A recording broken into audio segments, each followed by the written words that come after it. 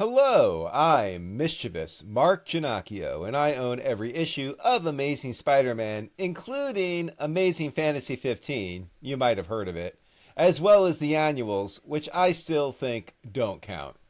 Hello, I'm Dapper Dan Gavoston, and I own every issue of Amazing Spider-Man proper. You may have heard of it, including the annuals, which I say count. But for me, Amazing Fantasy 15, whatever book that is, remains a fantasy. Thank you for joining us for the 10th and final episode of Season 6 of the Amazing Spider Talk, the show where two fans and collectors uncover the strange, fun, and fascinating history of the Spider-Man comic universe. If you want to swing along with us on our journey through Spidey's past, present, and future, subscribe to Amazing Spider Talk on your favorite podcast app. This podcast exists because of the support of our Patreon members. If you want to receive early episodes, exclusive artwork, and keep our humble podcast going, go to AmazingSpiderTalk.com, click on the big Patreon button, and consider joining our club. Every episode of the season features artwork by comic artist Nick Cagnetti and is available to our Patreon members unlettered and in stunning high resolution. And every other week, we put out a new edition of our Amazing Spider Talk Substack newsletter, where we cover all the news about Spider-Man we can't cover on the show. Go to amazingspider.substack.com to subscribe. It's all the news that's fit to print and not podcast about. Who knew? Well, in this season of the Amazing Spider Talk, we're going back to the mid-'80s one last time when the Amazing Spider-Man title was handed over to one of the most legendary creative parents in comics. And I say handed over, I mean like given and then wrestled out of their hands. And that is none other than the legendary Tom DeFalco and Ron Frenz. It was a time of immense change in the comics industry. But together, Tom and Ron returned Spider-Man to its Ditko-inspired roots to create one of the most beloved runs on the title until they no longer could. Yes, as Dan keeps insinuating, on today's show, we're going to be talking about the end of the Tom DeFalco and Ron Frenz's run on Amazing Spider-Man, and essentially how it all came crashing down during the original Gang War storyline. Gang War? What's a gang war? I've never heard of such a thing. Anyway, as we recounted in great detail during our trilogy of Hobgoblin episodes, the Spider Office was in full-on turmoil that ultimately ended with Tom and Ron being fired from the book. The results play out against the backdrop of a gang war to create one of the strangest Spider-Man stories ever put to page. Yeah, and Mark and I will be discussing the legacy of various gang war stories in Spider-Man's history, which have led us to the current gang war story that's currently dominating the Spider-Man line. But if you'd like to follow along with our discussion by reading this gang war story, we'll be discussing Amazing Spider-Man numbers 284 to 288. These comics can be found just about anywhere. They aren't expensive to buy as back issues. They don't have like any first appearances of any major characters. They're available in various collections that have been put out over the years, and most specifically, they're available on Marvel Unlimited as well as Marvel's digital store. So again, that's Amazing Spider-Man numbers 284 to 288. So Mark, you know, this season is kind of strange in that we covered the Hobgoblin of it all last season, along with our Stern discussion, which so much of what we're going to be getting into today really deals with. The muckety-muck behind-the-scenes stuff, the interplay over the identity of the Hobgoblin. So I think it's probably safe to preface this episode by saying, if you haven't listened to our Hobgoblin trilogy of episodes from season 5 of the show, probably best to go back and listen to those first so that you know the kind of like major players in this story and how they all clashed and more a bit of the background of where this gang story finds itself in the history of Spider-Man. Do you think that's a safe bet? Yeah, 100%. Although I do hope that, you know, we can kind of walk people through it again in a non-repetitive way, since there is kind of a different wrinkle to this whole storyline when it's told through the lens of gang war versus the Hobgoblin reveal that we talked about last season. Either way, you should always go back and listen to our episodes, but the Hobgoblin trilogy would certainly help a lot on this one. But Dan, why don't we just get into it and hope everyone can catch up and keep pace with what we're about to get into. Sounds like a fair plan. So I said you should read Amazing Spider-Man numbers 284 to 288. I don't know if that's a recommendation, Mark, and certainly we're going to be getting into our opinions on this, but those are the ones that we're talking about, and they released September 1986 to February 1987. I was but a several-month-old child at the time, and as such, had my pull list at my comic shop ready to go. How about you, Mark? As someone who's a few years older than you, Dan, these comics are only just before I started getting into Amazing Spider-Man in real time. We're talking about 7 or 8 issues off, depending on what you really want to count as my first issue. Could you imagine though if this if the first issue I pulled out was Daredevil in a fat suit in 287? It would have really blown my mind and maybe have not made me the fan that I am today. But let's talk a little bit about the background here. Like you said, September 86 to February 87. This is published out.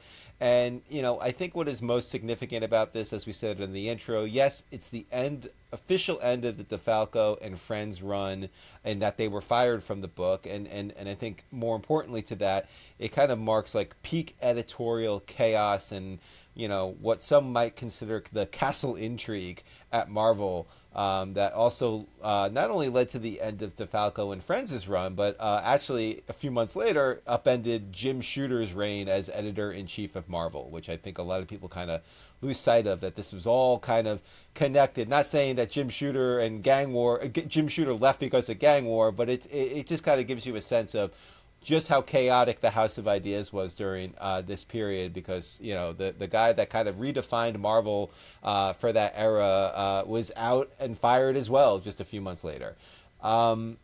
It's worth noting, Dan, that the first few issues say as much. Gang War was a Tom DeFalco plot. Actually, it was.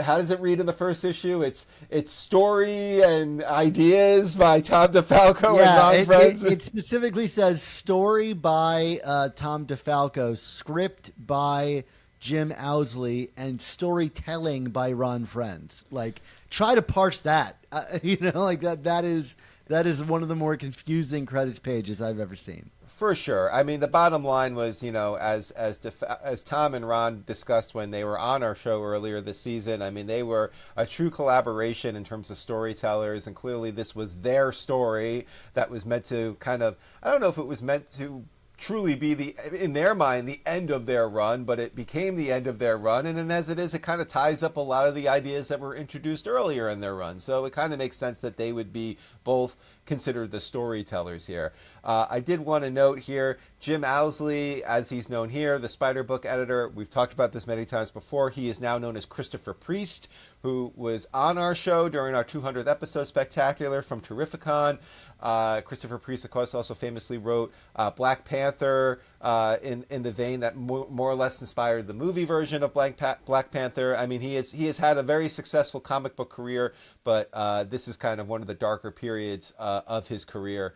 And to that end, a lot of the details from his perspective are found in his online blog called digitalwebbing.com, and it's the article Why I Don't Talk About Spider-Man. We've talked about this article before, especially a lot during the Hobgoblin episode. Of course, Christopher Priest did talk to us about Hobgoblin 2 in real time, but for all intents and purposes, he never talked to us about gang war. We couldn't get him on for this show, so we're going to be referencing his blog post a lot.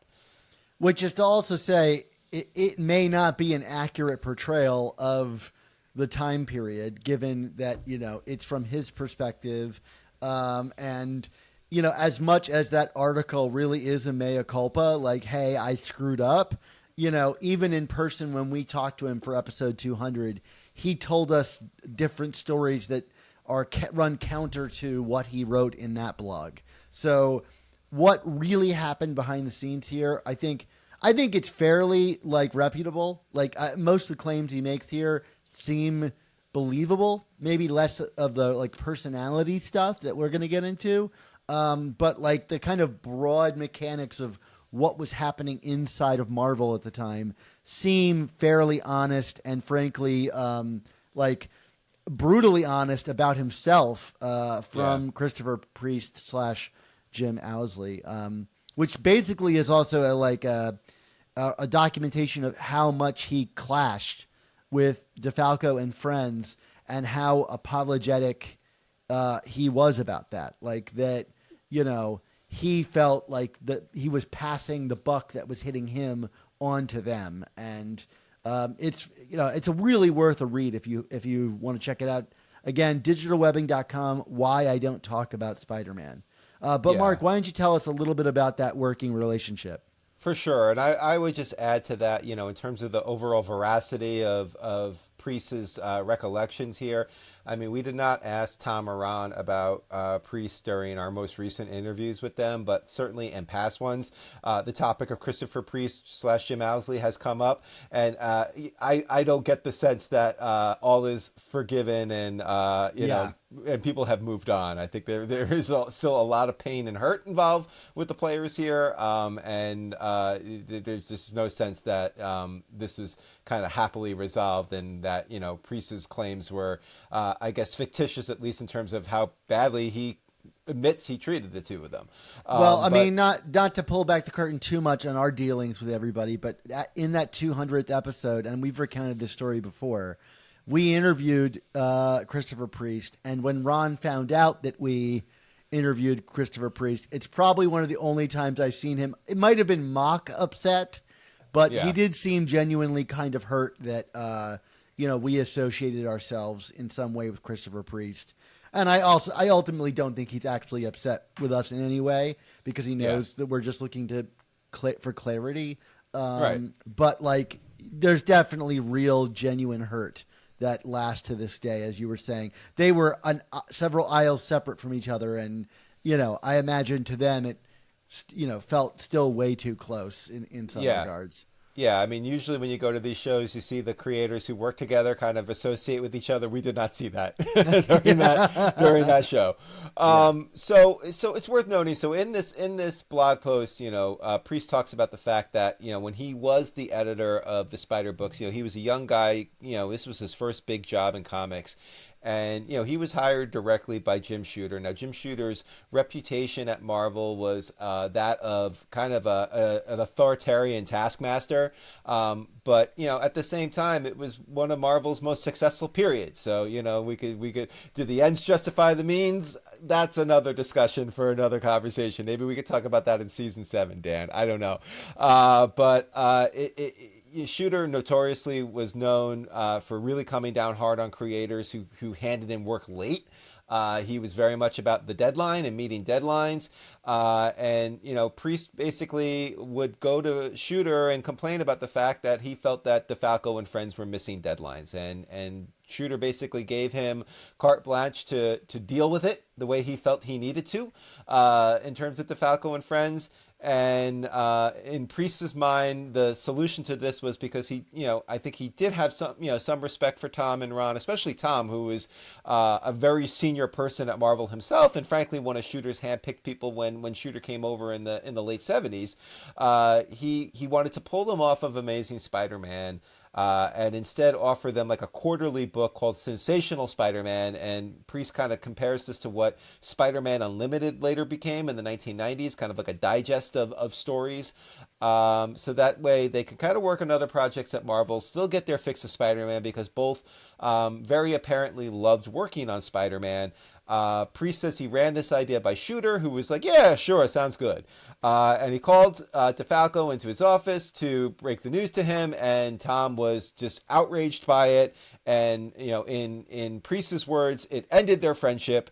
And, of course, Tom and Ron refused to do the sensational book. Do you want to pick up what happened next, Dan? Sure. Yeah. This is kind of like the most insane part is that like Shooter then calls the Priest or Jim Owsley into his office and, One of the interesting details, to suggest the closeness of this relationship, in the blog post, Jim Owsley, Christopher Priest, acknowledges he never went by the name Jim. He just fashioned his own name after Shooter, so that he could be more like Jim. And, so here's a Jim coming to another Jim and, doing everything he can to please him. And so he tells him, hey, he fired Tom and Ron, and Shooter's like, hey, I know I approved that, but I didn't actually think you'd do it, and so he was kind of pissed at him, Priest felt like he was put in a bad situation, which is like, wait a minute, you told me to do this. Now, whether that's true or not, because that could be a very easy way to avoid, blame for this, which ultimately I think Priest accepts. But it's pretty insane altogether, and Tom, who was one of Shooter's first editorial hires after Marvel, goes into Shooter's office and threatens to quit Marvel altogether, which then forced Shooter to fire Priest as the Spider editor, and then brought in Jim Salicrup, our friend of the show, as the new group editor. So it was like one firing led to another firing, just this rotating chairs of Russian roulette that echoed its way down the line. Tell us a little bit about what happened next. Yeah, well, so as I guess a punishment of sorts, Priest had to kind of clean up the mess of Amazing Spider-Man, and that started with this gang war story. So he had these loose plots from DeFalco and Frenz, and he basically took over scripting duties for these 5 issues, and then he brought in artist Alan Kuppenberg for the majority of the issues to do the pencils. But then it is worth noting in Amazing Spider-Man 287, the penultimate chapter, aka the Fat Daredevil chapter, I'm going to just keep calling it that, Dan. Yeah. He gave a young new artist named Eric Larson his first Spider-Man pencil work. Of course, Larson is another friend of our show, and would go on to have a much more famous creative run with David Michelinie in the 90s, but this is where he got his start on Spider-Man. And it's interesting to note that this, even in the way that Priest wrote, scripted this out, it's clearly a culmination of a lot of the threads that DeFalco and Frenz had introduced, including some of the storylines involving the Hobgoblin and the Rogue and Wilson Fisk and Richard Fisk. But unfortunately, Priest changed a lot of the major plot points throughout this storyline from what DeFalco and Frenz intended, at least according to what DeFalco and Frenz have said themselves on past episodes of this show.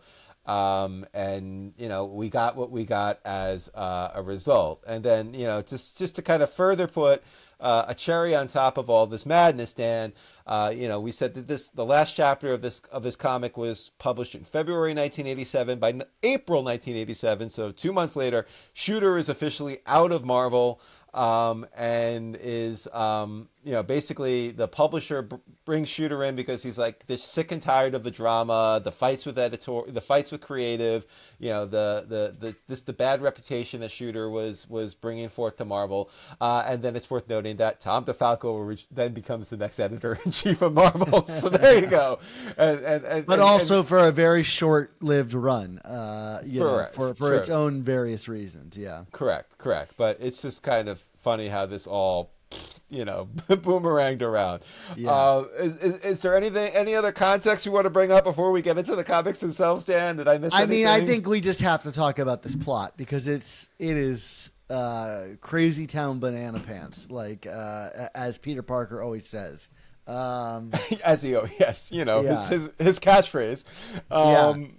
I was amused by the fact, Dan, that I think it was either Twitter or who knows what, but one of social media recently promoted the current gang war storyline vis-a-vis this story as being the quote-unquote original Spider-Man gang war, and that's not really true. I mean, then again, Spider-Man 900 was going to be the greatest Sinister Six story since Amazing Spider-Man #1, right, Dan? So I mean, Yeah. I'm just shocked and appalled by this lack of accuracy in history here by the Spider Office. No, I mean, to their credit, this one is called Gang War. yes, it is. So It is. like, It is called Gang War. Although I would add that Amazing Spider-Man 114, which was that the second or third part of the Hammerhead Octopus War. It does have a quote on the cover referring to what's happening as a quote gang war between Doc Ock and Hammerhead, and that's the Jerry Conway, John Romita Sr. Storyline, which other people consider the original Spider-Man gang war. I mean, I would actually go one further, even though it wasn't called a gang war. I'm just going to keep using quotes, finger quotes. Amazing Spider-Man number 26 and 27, which is one of the Ditko collection issues that I bought, was Amazing Spider-Man 27. That is the Green Goblin Crime Master / Big Man gang war, and I consider that the first true Spider-Man gang war storyline. It's warring factions of the criminal underworld and Spider-Man in the middle. That's kind of where I feel this idea had its genesis. Do you have any further illustration to any of that, Dan?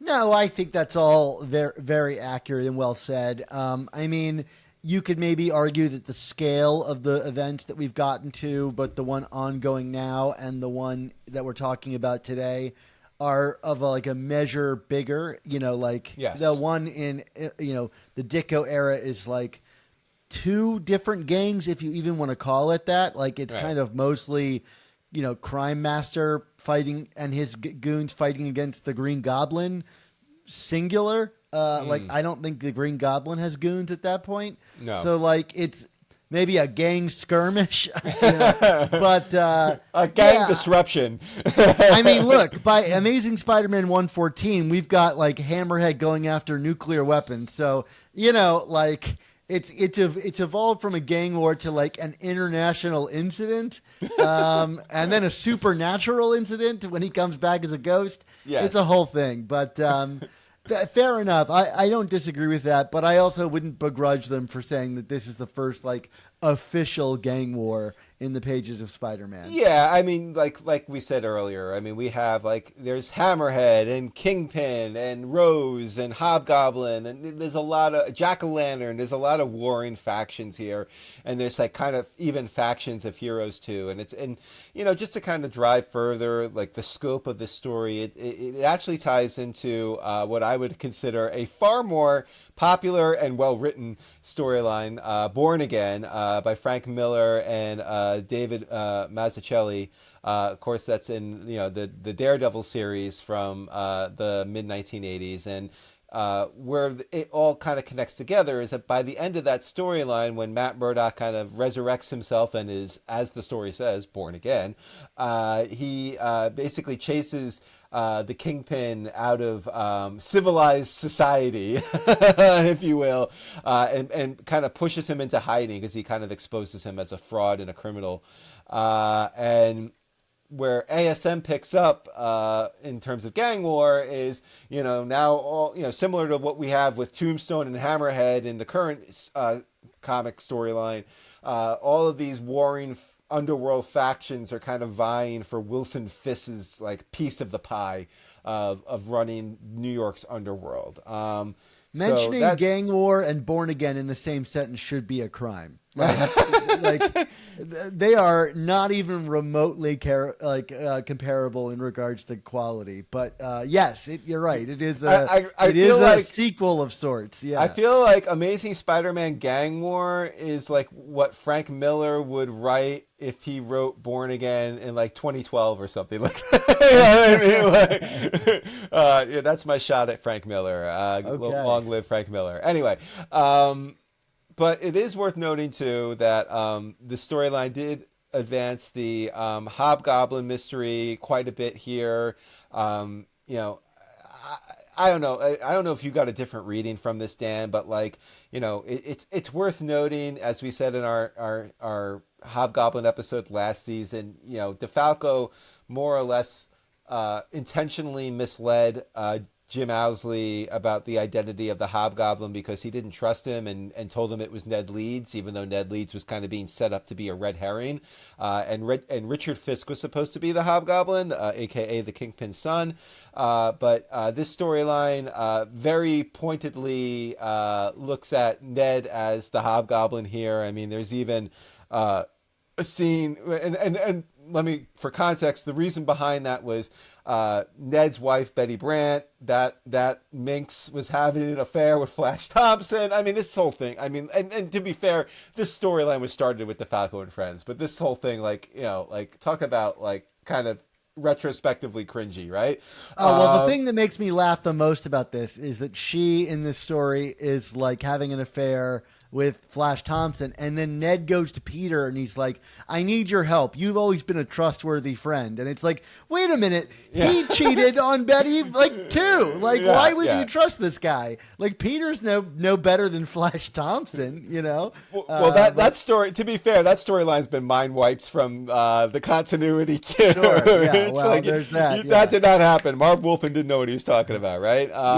Ned was under the Winkler device when he was saying all this, because like, I don't know what he's talking about, but all right. Right. But there's even a scene where, like, Betty walks in on the Hobgoblin unmasked and she faints at the sight of him, which indicates it's someone she intimately knows. Yeah. Also, Ned is, like, being, like, super shady with, like, with the Daily Bugle. Like, he's like, Robbie is all like, hey, where's your story? And he's like, I don't got it, but I got a big one. It's in Europe. I just need, like, a month. You know? Just give me, like, I mean, like, it's like, is this guy gambling? Like, what is happening here? Like, it's like, I know a guy, and he's and of course, like, Ned going overseas for this assignment leads to his eventual death, quotation marks, in Spider-Man versus Wolverine, which is another pre-storyline, of course, yeah, that was kind of the Hobgoblin story here. It is important to note, Roderick Kingsley shows up here after being out of the book for quite some time, like many years. And he's got a couple of brief moments here, which, you know, I imagine was meant to set up him as, like, the Rose, or, like, to play it out in that direction, even though, like, or to hint at that, because that was, like, Tom DeFalco's original plan. Who can really say? Like, the way that this story is jumbled together in terms of creatives, which we haven't really covered yet, which is like Ron and Tom are out after the first issue, and, you know, the rest is just a mess. And so, yeah, you do get things like a random appearance of Roderick Kingsley here. So anyway, it's crazy, but you're right. It does very much point the finger at Ned being the Hobgoblin. Yeah. Now, meanwhile, you know, the character that was supposed to be the Hobgoblin during the DeFalco Friends run, Richard Fisk, he's revealed as the Rose, which, like, look, like, you know, no disrespect to Tom and Ron, you know, who actually meant to make Roderick Kingsley the Rose, which made sense too, because Kingsley was a fashion designer, and, you know, the Rose is like this well-coiffed villain who was obsessed with beauty and obviously pruning roses, as the name applies. But, like, I don't necessarily, from a storyline standpoint, think making Fisk the Rose was a bad choice either, because it kind of creates this bit of, like, an edible struggle between him and his father over warring factions of you know, of gangland territory. So I don't necessarily ding this story for that per se. Do you have any thoughts on that? No, I mean, I think we talked about this with the Hines brothers when we were discussing the Rose in our villain episode, is that, like, I like the Rose as Richard Fisk. I think that's a cool character. Like, I don't really think Richard Fisk makes sense as the Hobgoblin.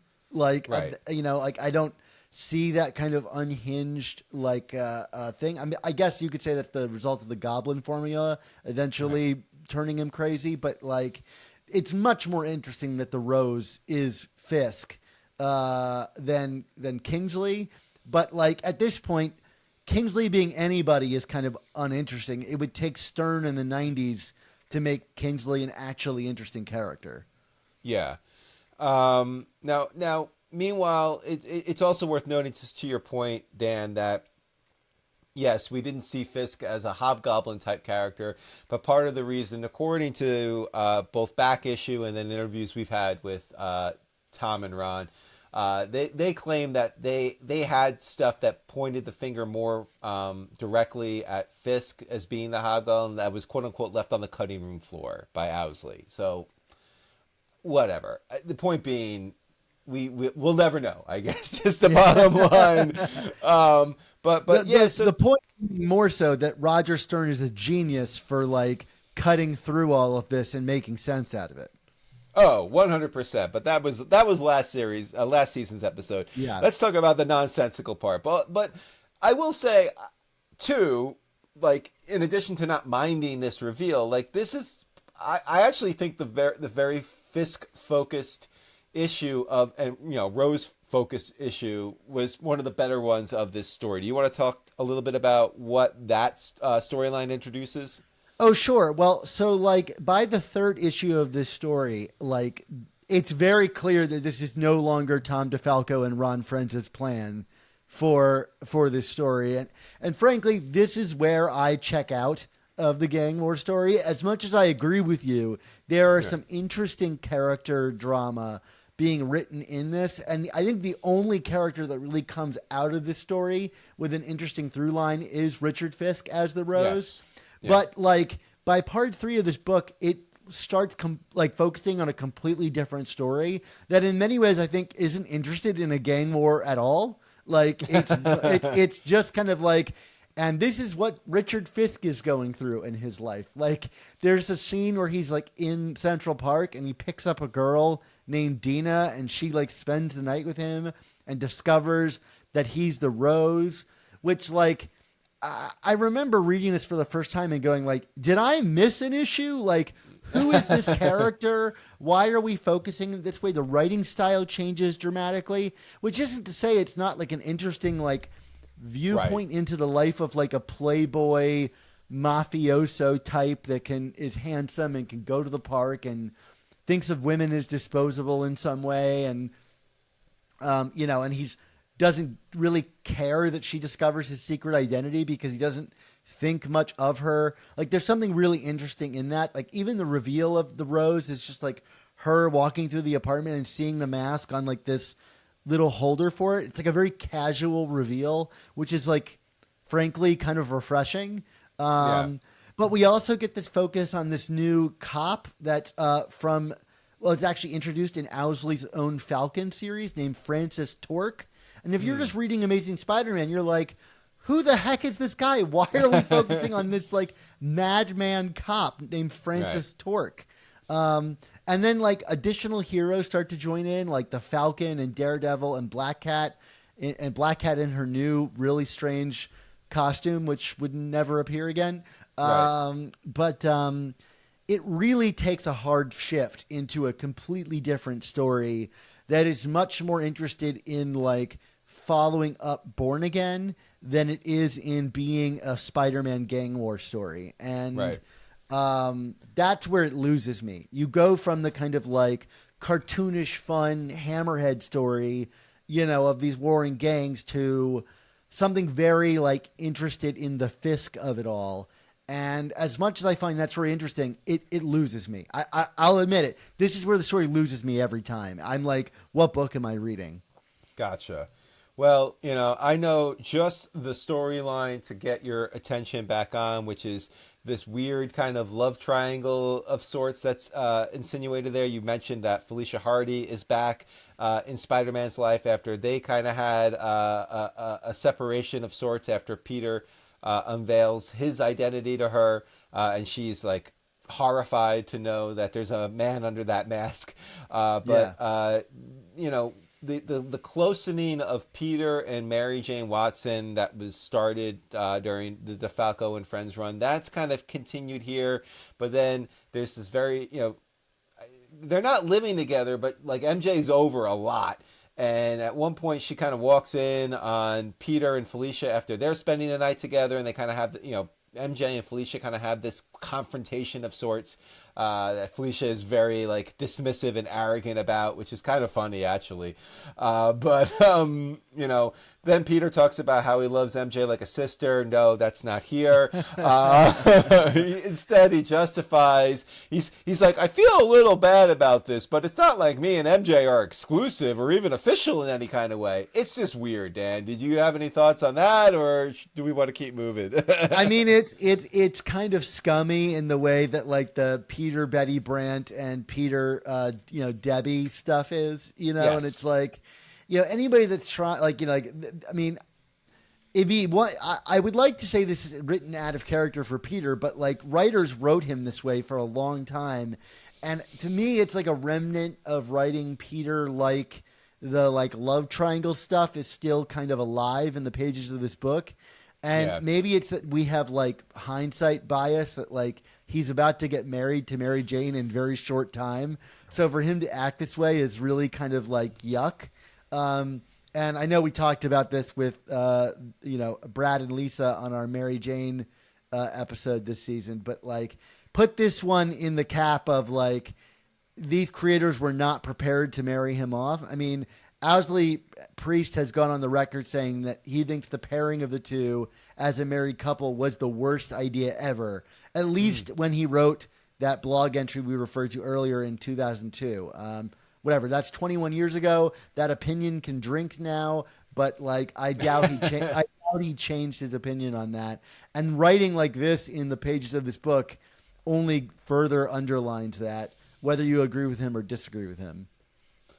There you go, Dan. In terms of other conflicts of familiar characters that the storyline, I don't want to say introduce, but advance, we kind of had an obligatory Spider-Man versus Punisher storyline, which also included Punisher wanting to like blow everyone up with a bazooka at one part, which was just absurd, but very on brand for the Punisher. Spider-Man being like, "Whoa, okay, no bazookas, man." I mean, I actually liked this.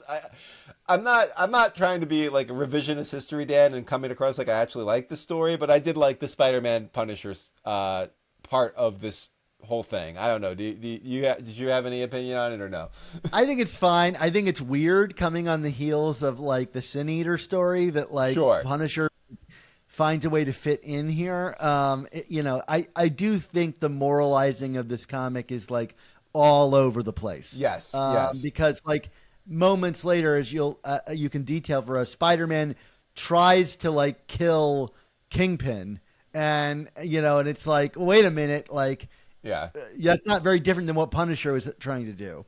Right, but then Daredevil interferes with it, and this is one of the first significant Spider-Man Daredevil interactions since their tensions flared during the death of Jean DeWolf. It's also worth noting that, like, at the end of that, they reveal their identities to each other, and man, Daredevil just loves to leverage the fact that he knows who Spider-Man is. Like, I mean, it's just like, hey, Pete, like showing up at his house, like, what's Daredevil doing here, Pete? Like it's bizarre, man. And it's also like in terms of the moralizing, it's all over the place because Daredevil, similar to Jean DeWolf, stops Spider-Man from going too far with Kingpin, but then like there's this whole like the final chapters of this storyline kind of involve like Spider-Man being like, we got to bring Kingpin to justice. This guy's a criminal, and Daredevil is like, yeah, or do we need to bring him back and let him kind of run the underworld just to keep everyone else in check? And it's this really like kind of downer nihilistic view of superhero-dom where like Spider-Man kind of comes across as the naive do-gooder who's constantly, I think the analogy is Lucy in the football with Charlie Brown, like he, like all these other heroes are just like, playing off of Spider-Man's naivete and pulling the football away from him every time he's about to like apprehend a real criminal, all under the guise of like, hey, we need these bad guys to exist to just kind of keep order in the world. And I mean, there might be some truth to that, but man, that is just like a depressing view of a superhero comic, in my opinion. Yeah, it makes them into kind of like custodians of the status quo in a way. And, we're getting some of that in, the Zeb Wells run right now with like Spider-Man, like kind of keeping a close eye on Tombstone, but I don't think it's handled with nearly the deftness of Wells's pen in the beginning of his run compared to this here. And like, boy, does like Matt Murdock's opinion of Kingpin really stand apart from his opinion of Kingpin in Born Again. If this Yes. is going to be a follow up to that. Well, yeah. I mean, like let it be said that in Born Again, the superior story too, like Fisk like destroys Murdoch's life, and it's meant to be very dramatic, very traumatic for Matt. And like that storyline is about him coming all the way back from the dead. The dead being his character and his moralizing and his will to be a hero. And like I mean, like I always think of that wonderful image of Daredevil in the fire, kind of emerging from the flames, that in the costume, in the flesh, and it's just like this most powerful, one of the most powerful visuals in comic book history, I would call it. All because of his desire to get revenge on the Kingpin. And then it's just like, by the time, a few months later, we're in Amazing Spider-Man, Matt's just like, nah, whatever. He can do it. It's fine. Yeah. It's okay. I had insurance on that house. Yeah. I'm doing okay. Yeah. Yeah. Yeah. So pretty wild stuff. Mark, we're going to talk more about our thoughts on this storyline and its legacy, but after a break here. But if people want to jump in the conversation, why don't you tell us about where they can do so? Yeah, you bet, Dan. Well, hundreds of listeners like you hang out in our community of Spider-Man fans on Slack. The amazing Spider Slack community is absolutely free to join, and you can jump into active conversations with awesome people about collecting, conventions, movies, new comics, old comics, and more. Dan, what the heck is happening in the Slack this week? Well, Mark, like this episode suggests, it's all about gang war. Gang war on the podcast, but gang war in the reviews, gang war in the Slack. And everybody has just been really fired up about, dare I say it, Mark, the incredible quality of the ongoing gang war storyline. As much as we may suggest this first gang war wasn't that great, this new one is really living up to the potential, and everybody's just having a great time theorizing about it in there and discussing the ins and outs and throwing up the map over and over again and pitting different gangs against each other. So if you are hyped about this Spider-Man event for this year, the first one I think to really deliver in quite some time. I mean, maybe I'm just hyper fixating on how bad Dark Web was. Come hop into our Slack and join in the conversation. There's a link in the description of this episode that you'll click on. It'll let you sign up in less than a minute, give it a name, your email, and boom, you are in the Slack and joining us in conversation. So speaking of conversation, Mark, let's get back to talking about the first, quote unquote, gang war in the pages of Spider-Man. So, we said we're going to talk about our thoughts on the storyline and its legacy. I mean, gang wars are something that seem to be, evergreen in the pages of Spider-Man, whether it's labeled as gang war proper or not. We've had a bunch of them over the years, but let's talk about this one and then talk about gang wars generally. I think we've said it, but what are some of your thoughts about this particular story? Yeah, I mean, look, I know that I've kind of given some half-hearted praise to elements of the story in the aforementioned parts that we were discussing here, but overall, this is just not a great story. I would even go as far as to say it's not a good story. I wouldn't even say that it gets a ton of notoriety or attention, although like you said, it is considered, I think, because of the scope of it, one of the first big, all-encompassing gang war stories. So, it gets a nod for that. But, it's also worth noting that so much of this, even putting aside, some of the individual writing and artistic flaws of it, it just feels very irrelevant and unimportant in retrospect because, like, a lot of it like played out, against the original creator's wishes. Like, say what you will about whether, like, do creators have ownership over certain storyline elements. Certainly I'm sure Zeb Wells is doing things differently than Nick Spencer intended with some of his creations, and on and on and on. I mean, that's part of the game. But I mean, like, this was a Tom DeFalco Ron Frenz plot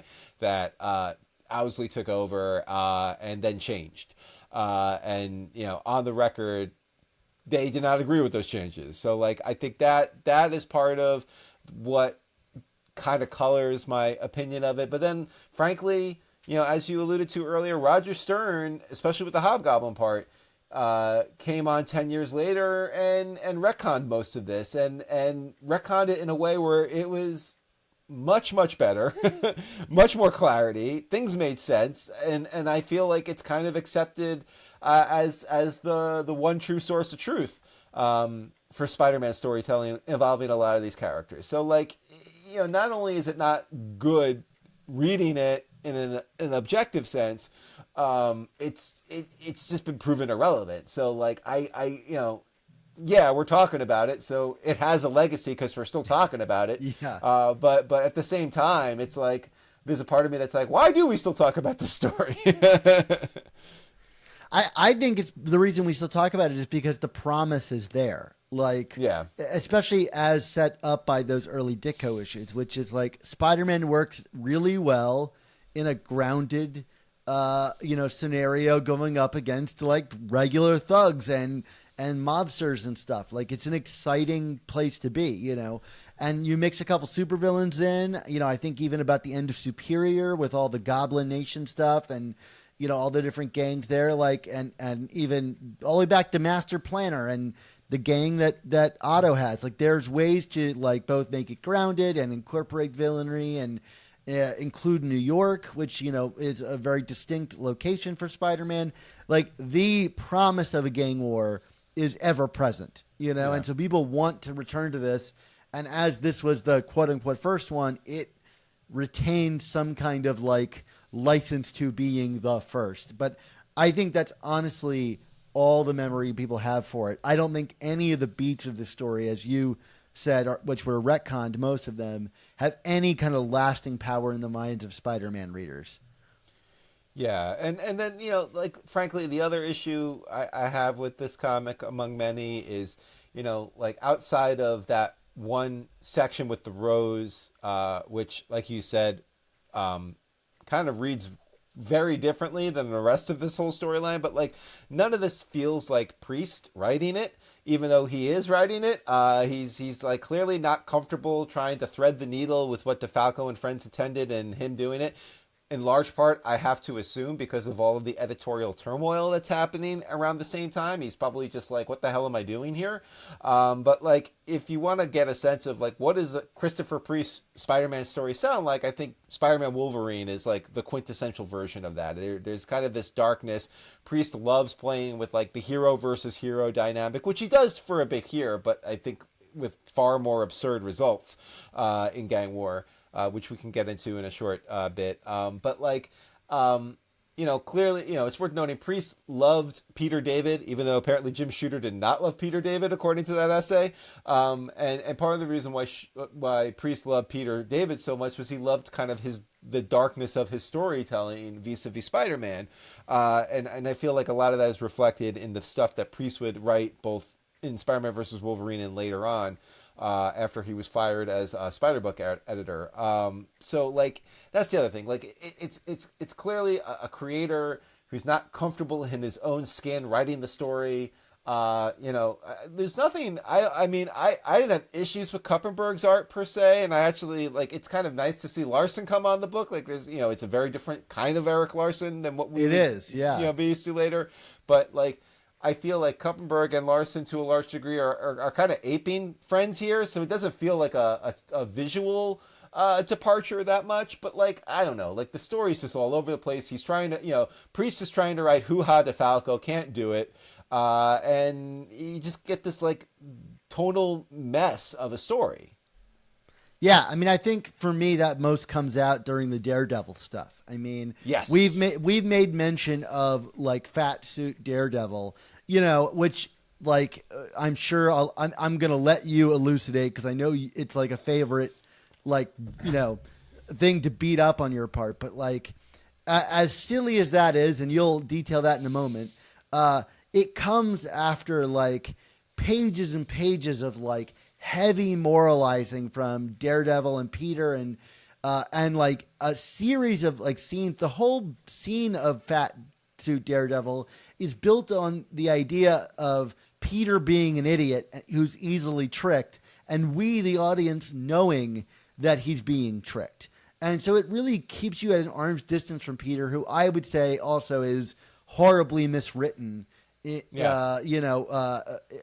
Going back to like Peter David's story and our complaints about the death of Jean DeWolf, I think it continues here to an even more absurd degree. But okay, Mark, you got to talk about Fat Suit Daredevil because it's going to be on the cover with Nick Cagnetti's artwork for this episode. like let's really promote this moment for what it is, Mark.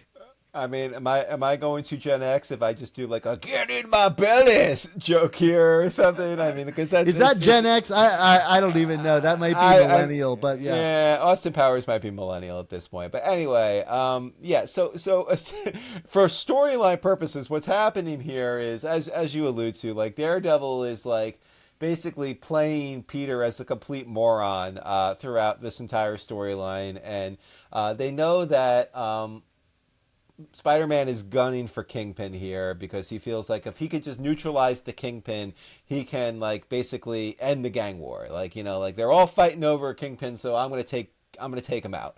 And to basically, Daredevil is working with the authorities, quote unquote, to quietly bring Fisk back into town, so Fisk can kind of get everybody under heel. So to distract Spider-Man, Daredevil dresses up as Kingpin, which leads to this utterly absurd visual of like Spider-Man fighting Kingpin, and then like knocking his mask off, and it's Daredevil with Daredevil's head with the Kingpin's largesse body underneath him, and you're just like what is like the mechanics of this make no sense. Like nothing about this makes sense. This is just stupid. Like it's just like Dan, look, it's comics. A lot of silly things have happened in comics. Aunt May was pretended to die and came back with a bomb in her brain. I would Norman Osborn grew a handlebar mustache and called himself Mason Banks. Yes. I mean, like the list goes on, and yet I might rank Daredevil, Fatsuit top 3 dumbest things to ever happen in a Spider-Man comic. Like it just makes no sense, and it's a visual gag, and it's not even a good one, especially because it is played with. I feel like it's played with seriousness, right? Like it's not really played with it's not played for laughs. Like if it was like a CGI Matt Murdock, like get in my belly, I would laugh at it. It's not that. It's just it's like utterly insane. Like my absolute favorite detail is that like. It's not like when we say that Spider-Man tears off the mask, you'd think like, okay, it's gonna pull it off over his head, but no, he like digs into his face and removes his face like Face Off style, and inside of the face is Daredevil. Matt Murdock wearing his Daredevil mask, so he's wearing a mask inside of it. I mean, it is so absurd. Like if you haven't seen this image, like I'm sure on the YouTube version it's on screen right now, but like if you're listening to the podcast, do yourself a favor and Google Fat Suit Daredevil. Like it will deliver on the promise of the laugh that was not intended, because you're right, Mark, it is played with dead seriousness. All time like top 3 for sure, like because this is meant to be the culminating like betrayal moment of the entire like gang war, this is it. And look, I'm not, I don't I don't want to necessarily use this moment to kind of like bring up like modern complaints about Spider-Man, but like let me just say right here, Dan, like there are a lot of people out there that kind of refer and are reverential about this era of Spider-Man comics as like the glory days of Spider-Man, which is true to a certain degree with certain stories. And that today's stories, Peter the Cuck being very cringy. I mean, this takes anything that came out of Dead Languages and topples it in terms of cringe. Like this is absurd. Like it's cringe. It's absurd. There's nothing glorious about any of this here. Like this is just bad comic book storytelling. Sorry to all the people involved. But yeah, this is very irredeemable in my opinion. Well, time has a way of erasing bad stories and letting us just remember the good ones. For sure. So, which is to say, like, let me, like, weighing in on my thoughts on this, let me, like, praise something about it, which is I said that the Rose storyline was pretty good. And he has this kind of interesting, like, subplot about, like, how, he doesn't want to get his hands dirty in all of this, right? He'll send his minions out to do all these things, but ultimately he's really not like physically hurting people himself. He's really going after his father and the whole Vanessa Fisk of it all. But there is a moment where the gang war is riling up and Richard Fisk as the Rose finds himself caught up in the activities of the gang war, and he is kind of cornered and has to use a firearm and ends up killing a man. I think it's a cop. Am I wrong? Yes. Yeah, like it's a young cop. Yep. Yeah. Mm-hmm. And I think the way that scene is staged visually is really brilliant and beautiful and is a really interesting moment for that character. It's a moment that has no history to back it up because we only just found out about like any characteristics of the Rose in these pages. But within the story that Priest is writing, I do think the Richard Fisk, fall from grace in both his own eyes and his father's eyes and Vanessa's eyes is really interesting in that he has taken a life of a young policeman. And so I find that really interesting and the one real redeeming moment for this story that I otherwise like. I think this is one of my least favorite Spider-Man stories ever. I'm probably a little bit biased in that, like, I hold up the Ron Frenz, Tom DeFalco run as a real, like, sweet spot for my enjoyment of Spider-Man. So to see it so, like kneecapped in what should have been, like, a really proud moment for them, a big, like, epic Spider-Man story, unlike what they had been doing or been allowed to do up to this point. Not to say they didn't have great stories, but like this was a really one leveraging their love of Spider-Man and his supporting cast, and all the stories that they had been working on for the entire run to culminate in here. And I feel just as angry about it as I do like looking at like something like Dead Languages, where I have to assume like the Kamala Khan stuff was not the top choice of Zeb Wells to put it in the book. Like you've got a defining story that suddenly has to meet other needs. It's much worse here because they were kicked off the book. But I that makes me mad. But I like when I read it, the problem with it like is when I read it, it doesn't feel like it's interested in gang war. What it feels like is an expression of inner office politics hitting the page, and it feels like angry Jim Owsley, Christopher Priest going, ha, you're gone. Let me fix all the things that I thought were wrong about the book in short order. And so, like, it feels like such a 180. I don't know that there's very many places in the pages of Amazing Spider-Man comics where it really, truly feels like someone going, like not saying yes and, just going, no, I'm going to do things my way.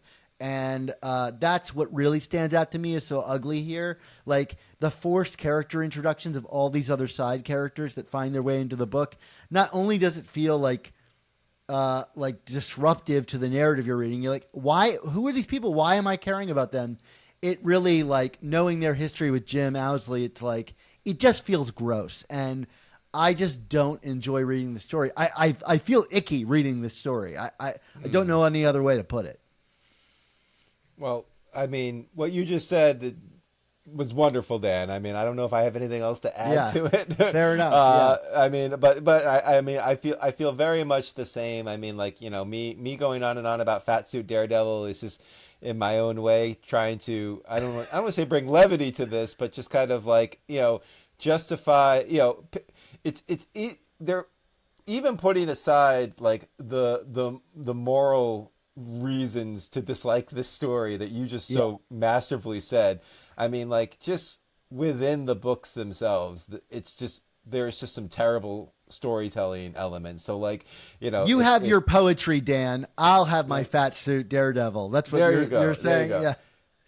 Well, no, I was just gonna say, like, if Priest thought like he was making things better in doing this, which I think he did, Yeah. like I would just want to check that with him. I mean, you know, again, he was very gracious in talking to us, so I don't want to make it sound like we're burning a bridge or anything, but like, you know, like I wouldn't necessarily be proud of some of this the way things came about, not because of how he treated Tom and Ron, but just because it's just not great storytelling. He would tell much better stories on Black Panther. How about we put it like that? I mean, I I think he don't would tell even know. better I stories don't on even know Spider-Man if versus Wolverine.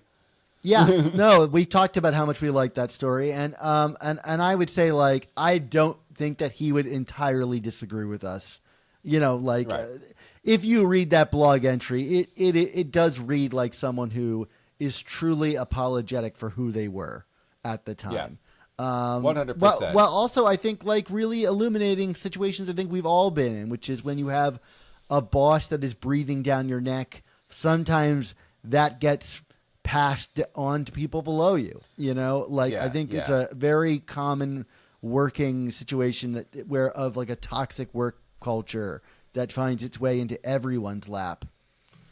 Yeah. And frankly, like, you know, I think you just hit on, I think the larger thing at hand here that we really don't talk a lot about throughout this season. And, you know, obviously we had Jim Shooter on our podcast a little more than a year ago when I was at Terrificon in 2022. But like, yeah, I mean, this is, I think a lot of this was as much as it's a reflection on some of this dysfunction in the Spider Office. I think it's reflective of more of the larger dysfunction at Marvel at this period, and that dysfunction stemmed from what Jim Shooter did. And you know, you want the full scope of you know, Jim Shooter's reign. I would just read the Untold Tales of Marvel book by Sean Howe, and I think that book kind of illuminates it masterfully. Dan, do we want to talk a little bit about kind of the legacies of gang wars as a whole, and kind of their place in the Spider-Man mythos? Like, you know, just kind of get off the dourness here. Sure. Yeah. Yeah. I mean, I talked about it a little bit earlier, which is like, I think the promise of a gang war is ever present in the pages of Spider-Man. And frankly, I think a lot of people like have been begging for a long time for Spider-Man to move more back towards the street level affairs. And some writers find really, you know, good use for it. Like I didn't love the way that Goblin Nation played out, but I thought that Dan Slott's like playing into like the Goblin's original motives of controlling the city and stuff like that is only to the book's benefit. You know, Yeah. if you can ground these super heroics and super villainy in an ultimate quest for power in Manhattan, I think that's a great place for Spider-Man to be. You know, I think even back to like Brand New Day and, you know, Menace and how that was a political quest and it may not have been a gang war, but like to me, anytime you can put a real world stakes on the events of Spider-Man and, you know, no better way to do that than a big flashy gang war, you know, I think makes a lot of sense. Now, whether that is the full fruit of that tree has ever truly bloomed, you know, is yet to be seen. And frankly, I hope this new gang war story is the one to do it. But I don't know. What do you think? I mean, we had so many of these kinds of stories over the years between the Lobos brothers or, Yeah. you know, or even Spiral. I'm mentioning mostly just Yeah. Jerry Conway comics. Yeah. You know, what do you think about gang wars? I would say, putting aside this gang war, I'm gonna flex my geography here, Dan. Kind of like New York City pizza, even like mediocre Spider-Man gang wars are pretty good are pretty good gang wars. It's Okay. like like mediocre New York pizza is still good pizza. Yeah, That's yeah. the analogy there for people not following. It's I did a quick little top five list on Instagram about favorite Spider-Man gang wars, and the fact of the matter was, like, I had a hard time choosing among the five, because I feel like, you just mentioned like the Lobo Brothers gang war, Spiral, there's Owl Octopus Wars, which we talked about last season. Obviously there's the original Hammerhead Doc Ock storyline. There's the Crime Master storyline that we talked about. Like Goblin Nation had elements of a gang war to it. It's a it's a good well to go to. I agree with you. I don't know if anyone has truly hit the concept out of the park, but I also don't feel like, outside of this one, that they have like completely missed the mark. And for the record, I don't think the reason why this one doesn't work is because it's a gang war. I think it doesn't work Yeah. because of all this dysfunction. I think if they just told the story of a gang war, it would be a totally fine story. It's just, it doesn't go in that direction. Um, What do you so what do I, you want out of a good gang war story? um, I mean, not for nothing. I feel like the seeds of it are kind of coming to fruition in our current one, which is like, I love the idea of kind of like, a city in chaos, blood on the streets, victims, both high stakes and low stakes involved. I think that's important. Like, I think that's part of it too. It's like this idea of like, okay, these different criminal elements are warring. So what? So like, you gotta apply some stakes to it. So like, sure, maybe having Hammerhead pursue nuclear weapons is a little, the stakes are a Aunt little May's skewed. nuclear weapons. Let's be clear. Right. Yeah, fair. Yes. But like, certainly here, like, I feel like Spiral did a good job of this in terms of like, even though it's a kind of like a sidebar story in Spider-Man mythology at the time. I mean, it's like, we're dealing with the Wraith and Captain Watanabe, and like her moral journey, and I guess that's part of it, is I need to feel like something is lost potentially in the gang war, and something, like, where can Spider-Man either redeem himself or others, or what have you. There needs to be a journey for Spider-Man to kind of rectify it. I feel like this current one is being set up because of both Randy, but also frankly like the relationship with Miles, and the rules put in place from Wilson Fisk about superheroes. Like, there's a lot of high stakes elements involved here, and I feel that makes it a good one. Owl Octopus Wars, I think, is an excellent one, because the stakes in that case are Felicia, and then, Spider-Man thwarting Doc Ock, and Doc Ock being so vengeful that he's like, like, even more than usual ready to just murder Spider-Man. And like, like that great scene that we talked about where they're like falling out of the window, and it's like, Spider-Man basically is like seeding the fact that this could be it for him. Otto is that enraged that this could be the end of Spider-Man. And like, those are the stakes that I think need to be a part of a gang war. It's not just like, oh, everyone's fighting and, bullets and whatnot. It's got to be like, why are we pulling Spider-Man into it? Why do we care about it? We don't get that in Owsley's gang war, but I do feel we're getting it now. Yeah, I think you hit the nail on the head with the idea of like high and low stakes, or like high concept, low concept coming together. You've got the greatest stage of them all, like New York City, and Mm. maybe like interpersonal drama that plays out, writ large across the city. It's even why I like. You're gonna cringe at this, but why I like a book like Spider-Man Reign, because Right. it does really create a pressure cooker in New York City with all of these gangs and factions and Spider-Man has to thread that needle, or cut the Gordian knot, or Mm. whatever it is. It's kind of like the one time that Marvel's New York City becomes Gotham, Yeah. in a way, way that a great Batman story like often has like a dozen villains in it, and he's bouncing. He's the only person capable of doing it. Spider-Man is maybe less capable in that regard, and so I think it allows it to be like murkier and grayer, and in the Spider-Man thing, and there's a real potential there for like him to kind of become Batman of a sort, and be the guy that can solve it in some way, whatever that is, and push him up against the wall. And you're right to mention Spiral and how it really, there is that large scale, but it really is the war for Wraith's heart, and whether or not Yuri will go one way or the other and become a villain or an anti-hero, and fall from grace. And again, I think we're seeing that in this one. Like you mentioned Felicia in Owl Octopus, but here we're seeing it again with the Tombstone family. So I think we've gotten really close, and I am hopeful that this new one sticks the landing, because I think it could finally like do that giant thing that we've been hoping for so long. But I'm always up for a gang war, Mark.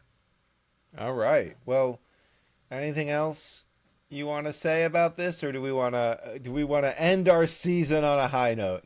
I think it's time to go out strong, and by that I'm saying that I've secretly been the Rose the entire time. Oh my goodness! And I am Hammerhead, except it's Shiny Head, although not as shiny as yours. But I take great care in making sure my bald head is very shiny.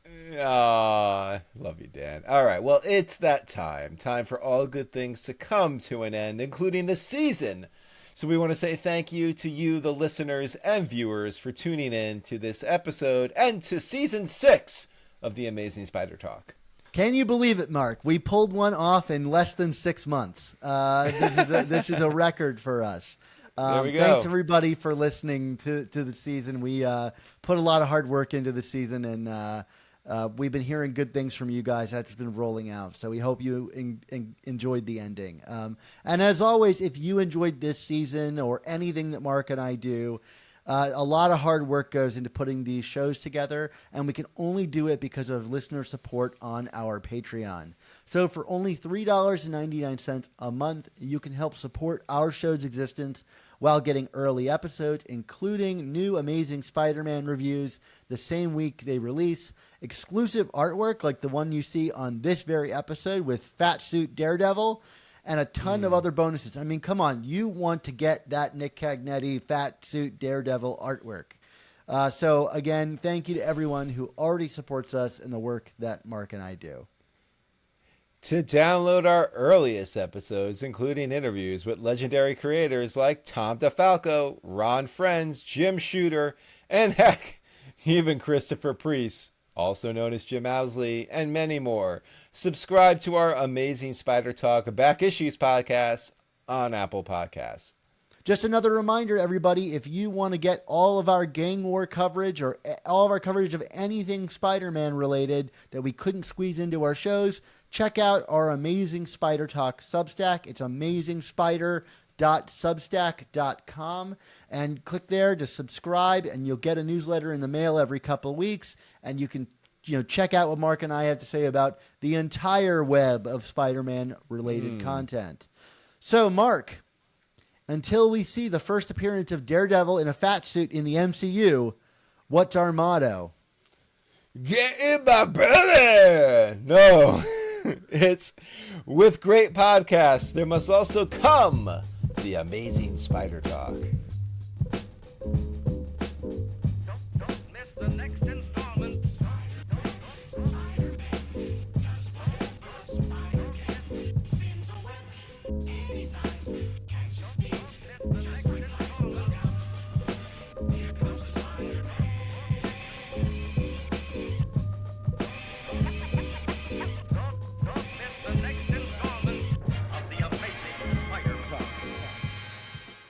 The more I think about it, the more I want to see that, especially if Vincent D'Onofrio like gives the performance he did in Men in Black. Like there's a bug inside of his body, except this time it's Daredevil, and he just is like demanding sugar water. I want to see that. Sugar water. I'm Daredevil. Terrible, Dan, but yeah, I'm in.